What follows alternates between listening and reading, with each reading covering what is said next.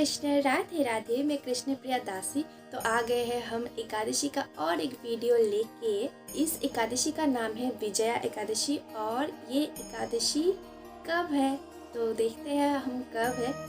तो ये एकादशी व्रत हम पालन कैसे करें, एकादशी का महत्व क्या है, इस एकादशी का व्रत कथा क्या है, और एकादशी के अगले दिन द्वादशी का जो पारण समय होता है, एकादशी का व्रत तोड़ने का समय, वो समय क्या है, ये सारी डिटेल्स को लेके आज हम ये वीडियो लेके आए हैं। तो राधे राधे नाम लीजिए और चलिए वीडियो शुरू करते हैं।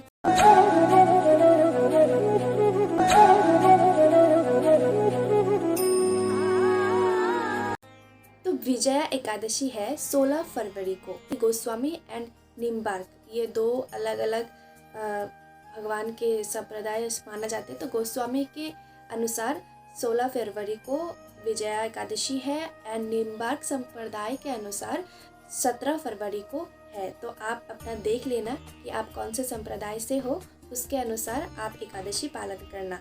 तो हम ये एकादशी 16 फरवरी को ही पालन करेंगे। तो चलिए अब देखते हैं इस एकादशी का, विजया एकादशी का व्रत कथा क्या है। महाराज युधिष्ठिर श्री कृष्ण से कहते हैं कि हे वासुदेव, फाल्गुन मास के कृष्ण पक्ष में जो एकादशी आती है, इस एकादशी का नाम क्या है तथा इस एकादशी व्रत का कथा क्या है, कृपया आप वर्णन करें। तो श्री कृष्ण उत्तर देते हैं कि ये एकादशी पाप विनाशकारी है तथा ये एकादशी नृपति गण को जय प्रदान करती है।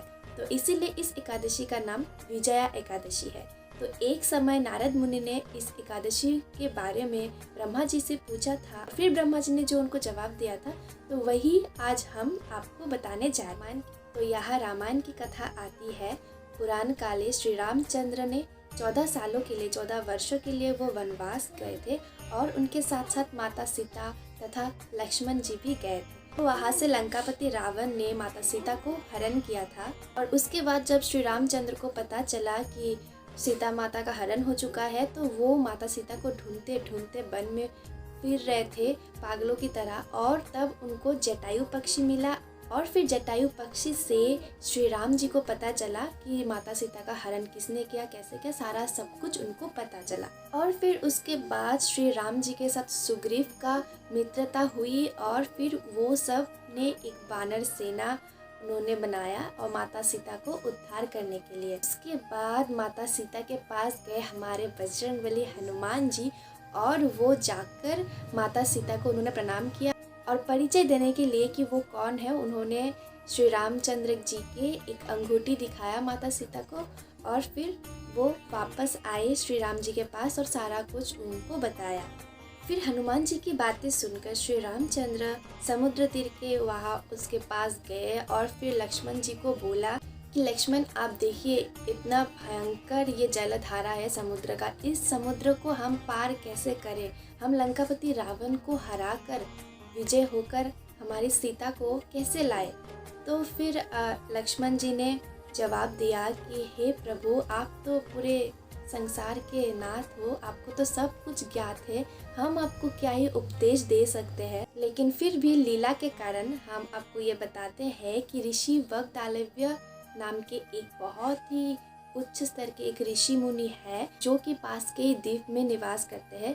तो आप कृपया उनके पास जाइए और उनसे इस समस्या का समाधान मांगिए। तो लक्ष्मण से ये बात जानकर लक्ष्मण और श्री राम जी दोनों ही वग्दालव्य ऋषि के आश्रम गए और जाकर उनको प्रणाम किया। फिर ऋषि ने पूछा कि हमारे यहाँ आगमन का कारण बताइए प्रभु, हम आपकी क्या सेवा कर सकते हैं। फिर श्री रामचंद्र उनसे पूछते हैं कि हमारा उद्देश्य ये है कि हम ये समुद्र पार करके लंका विजय करें, यही हमारा एकमात्र उद्देश्य है, ताकि हम हमारी भार्या सीता को वापस ले आ पाए। तो वो तभी हो सकता है जब हम रावण को हरा सकते हैं। तो हमें रावण को हराना है और जय होना है उनसे। फिर श्री राम जी की वाणी सुनकर मुनि बोलते हैं कि आपका विजय तो निश्चित है, तो इसके लिए आपको एक बहुत ही श्रेष्ठ व्रत पालन करना है जो कि विजया एकादशी व्रत है। इस व्रत को जो भी पालन करते हैं उनका विजय निश्चित हो जाता है। तो आप अभी इस विजया एकादशी व्रत का पालन करने का जो विधि है वो कृपया श्रवण करें। दशमी के दिन अर्थात एकादशी के पहले दिन क्या करना है, एक ताम का या फिर अलग ऐसा घट जो होते हैं, इन घट के अंदर ऐसे आम के पत्ते डालकर, फूल वगैरह देकर, चंदन आदि से अच्छे से सुंदर से सजाकर इसमें हमें क्या करना है, नारायण की मूर्ति का प्रतिष्ठा स्थापन करना है। और फिर उसके अगले दिन एकादशी के दिन जल्दी उठकर फिर स्नान आदि करके उस घट को अच्छे से माला पहना के माला प्रदान करना है उस घट में, और फिर वहाँ नारियल देकर, नारियल रख के उसका अच्छे से स्थापन करना है। और फिर गंध पुष्प, धूप, दीप, नैवेद्य आदि से उस घट का पूजा अर्चना करेंगे। और फिर पूरा का पूरा दिन जो है वो भगवान के हरि नाम कीर्तन से ही पूरा का पूरा दिन व्यतीत करेंगे। और उस दिन रात्रि को जागरण करना है, एक घी का एक दीप जलाना है जो पूरी रात जलना चाहिए, और रात को जागरण करना है। उसके अगले दिन द्वादशी के दिन सुबह सूर्योदय के पश्चात, सूर्योदय के बाद उस घट का विसर्जन करना है नदी में, और उसके बाद ब्राह्मणों को दान करना है। इस प्रकार से विधि पूर्वक ये व्रत पालन करने से आपका विजय निश्चित हो जाएगा। ब्रह्मा जी नारद मुनि से कहने लगे कि हे नारद, ऐसे ही विधि पूर्वक ये विजय एकादशी व्रत पालन करने के पश्चात श्री रामचंद्र जी को सीता प्राप्ति हुई और उन्होंने लंका विजय किया और उनको बहुत सारा मान, कीर्ति, यश की प्राप्ति हुई। तो इसीलिए ये विजय एकादशी व्रत जो भी पालन करते हैं उनका जय ऐसे ही निश्चित हो जाता है, उनका कभी पराजय नहीं होता है। तो श्री कृष्ण महाराज युधिष्ठिर से कहते हैं कि हे राजन, ये विजय एकादशी व्रत हर किसी को पालन करना चाहिए, और इस व्रत का जो कथा है, ये कथा पढ़ने से या फिर सुनने से वाजपेयी यज्ञ का फल प्राप्ति होता है। तो इस वीडियो में हमने इस व्रत कथा आपको सुनाई है और हमने खुद भी पढ़ा है। तो यहाँ पे हमको क्या हुआ है, वाजपेयी यज्ञ का फल की प्राप्ति हुआ है। एकादशी के पहले दिन अर्थात दशमी के दिन हमें ये संकल्प मंत्र बोलकर एकादशी का संकल्प लेना है, और उस दिन भी हमें वेज खाना है। तो यही था विजय एकादशी का व्रत कथा, व्रत महत्व और व्रत का पूजा विधि पालन कैसे करें हम। तो अभी हम थोड़ा सा देखते हैं कि एकादशी में हमको क्या क्या खाना है, क्या नहीं खाना है। तो ये मैं स्क्रीन पर लगा रही हूँ, आप देखिए। एकादशी के दिन हमें ये सारा चीज़ बिल्कुल भी नहीं खाना है, वर्जित है ये सब खाना। और हम क्या खा सकते हैं, हम तो वैसे निर्जला रख सकते हैं। अगर किसी को दिक्कत है, नहीं रख सकते हो निर्जला, तो आप फलाहार कर सकते हो, फल ले सकते हो, बॉइल्ड वेजिटेबल्स ले सकते हो, लेकिन आप नमक और तेल का इस्तेमाल नहीं कर सकते हो। तेल की जगह आप बटर या फिर घी यूज़ कर सकते हो।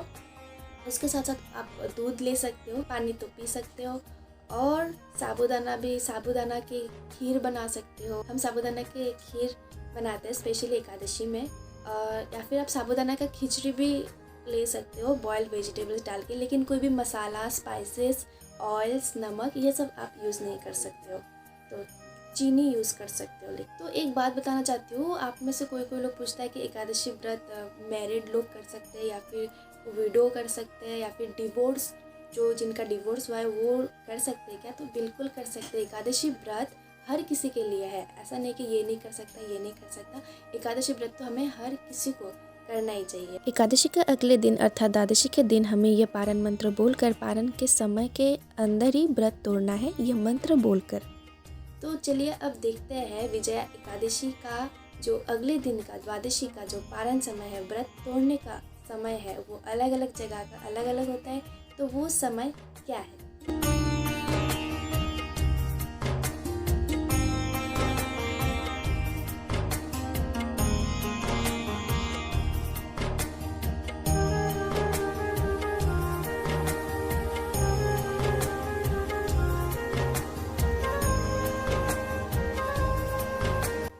तो आप भी 16 फरवरी को विजया एकादशी व्रत का ज़रूर से पालन करना। आशा करती हूँ आज का वीडियो आपके लिए इन्फॉर्मेटिव रहा होगा। अगर अच्छा लगा है तो एक लाइक ज़रूर कर देना, और कमेंट करके बताना आपके मन में कोई डाउट्स हो तो हम कोशिश करेंगे उसको क्लियर करने की। और इस वीडियो को शेयर करना बिल्कुल मत भूलना, और इस दासी के चैनल को प्लीज़ सब्सक्राइब कर दीजिए। तो मिलते हैं नेक्स्ट वीडियो में। हरे कृष्ण, राधे राधे, और चैंटिंग ज़रूर से करना।